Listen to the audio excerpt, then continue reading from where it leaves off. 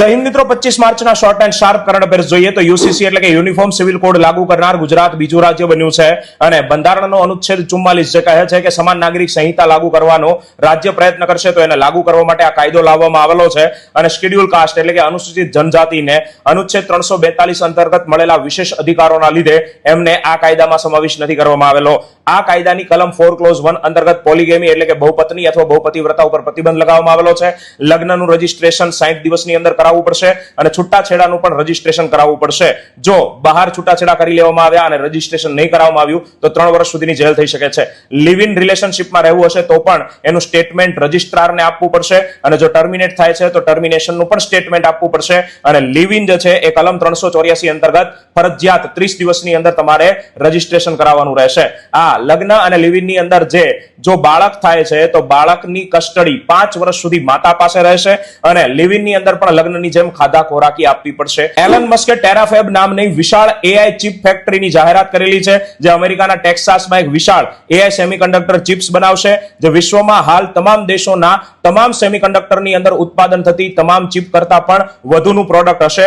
એ જે છે 1 ટેરાવોટ જેટલી આ સેમિકન્ડક્ટર ચિપનું ઉત્પાદન કરશે। એની એક શ્રેણી ઓટોમોટિવ એટલે કે ઇલેક્ટ્રિક વાહનો માટે અને હ્યુમનોઇડ રોબોટ્સ જે ટેસ્લાનો રોબોટ્સ આવવાનો છે જેનું નામ હશે ઓપ્ટિમસ 2027 માં એના માટે ચિપ બનાવશે અને બીજી જે છે એ સ્પેસ માટે ચિપ્સ બનાવશે।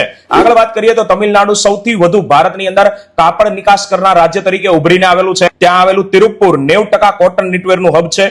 કોયમ્બતુર અને કરૂર પણ ત્યાં ટેક્સટાઇલના હબ આવેલા છે। ભારત વિશ્વનું બીજું સૌથી મોટું ટેક્સટાઇલ ઉત્પાદક અને છઠ્ઠું સૌથી મોટું નિકાસકાર છે। ટેક્સટાઇલ એટલે કે કાપડનો ઉદ્યોગ જીડીપીમાં 2%, ઔદ્યોગિક ઉત્પાદનમાં 7% અને 4.5 કરોડ લોકોને રોજગારી આપે છે। અને આ જ કાપડ માટે પીએમ મિત્ર એટલે કે mega integrated textile regions and apparel park બનવાનું છે જેમાં કુલ 7 રાજ્યોની અંદર બનશે। ગુજરાતમાં તે નવસારીની અંદર બનવાનું છે અને પદ્મનાભ સ્વામી મંદિર જે કેરળના તિરુવનંતપુરમમાં આવેલું છે ભગવાન વિષ્ણુને સમર્પિત અને વૈષ્ણવ સંપ્રદાયના 108 તીર્થ ધામો પૈકીનું એક છે। તેમાં 21 માર્ચના રોજ સૂર્ય સ્મરણમની ઘટના દેખાય છે। 21 માર્ચ અને 23 સપ્ટેમ્બરના રોજ સૂર્ય જે છે બંને ગોળાર્ધમાં સમાન રીતે પોતાના કિરણો વહેંચે છે તો આ ઘટના ત્યાં દેખાય છે અને આ મંદિર જે છે 18મી સદીમાં માર્તંડ વર્મા નામના રાજાએ બનાવ્યું હતું। તો મિત્રો રાત્રે 9 વાગે આજે એટલે કે રામનવમીના દિવસે તમારા માટે ખાસ સરપ્રાઈઝ યુટ્યુબ ઉપર રાહ જોઈ રહી છે। તેમાં જોડાવાનું ભૂલતા નહીં। યુટ્યુબ ઉપર જ્ઞાન લાઈવ યુટ્યુબ ચેનલમાં રાત્રે 9 વાગે અને આવા ડેઈલી કરંટ અફેર્સની રસપ્રદ માહિતી માટે સવારની પ્રથમ જ્ઞાનની ચુસ્કીમાં લાઈવ મારી સાથે 7 વાગે રોજ જોડાઈ શકો છો। જય હિન્દ, જય ભારત।